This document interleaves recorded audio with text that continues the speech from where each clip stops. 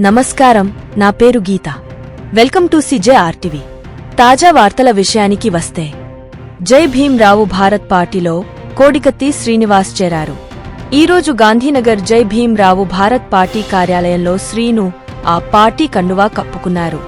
Party అధినేత జడ శ్రావణ్ కుమార్ సమక్షంలో పార్టీలో చేరారు.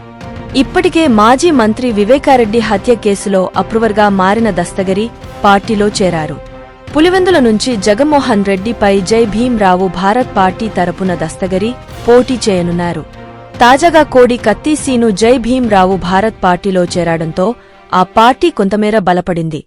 కోడి కత్తి సీను కూడా జై భీమ్ రావు భారత్ పార్టీ తరఫున ఎమ్మెల్యేగా పోటీ చేయనున్నట్లు సమాచారం. ఈ మేరకు ఆయన మీడియాకు వివరాలు వెల్లడించారు. తాను పేదవాడి కోసం రాజకీయాల్లోకి రావాలనుకుంటున్నానని జనపల్లి శ్రీనివాసరావు కోడికత్తి శ్రీనివాస్ తెలిపారు. ఏ ఒక్క కులం మతం కోసమో కాదని అన్నారు. చట్టసభలో అడుగు పెట్టాలని, పేదల సమస్యల కోసం పోరాడాలని నిర్ణయం తీసుకున్నానని చెప్పారు. అమలాపురం నుంచి ఎమ్మెల్యేగా పోటీ చేయబోతున్నానని కోడికత్తి శ్రీనివాస్ స్పష్టం చేశారు. మరియొక తాజా వార్తలతో మీ ముందుకు మళ్లీ వస్తాను. అంతవరకు సెలవు. CJRTVని సబ్స్క్రైబ్ చేయండి. ఈ వీడియోను లైక్ చేయడం మరియు షేర్ చేయడం మర్చిపోవద్దు.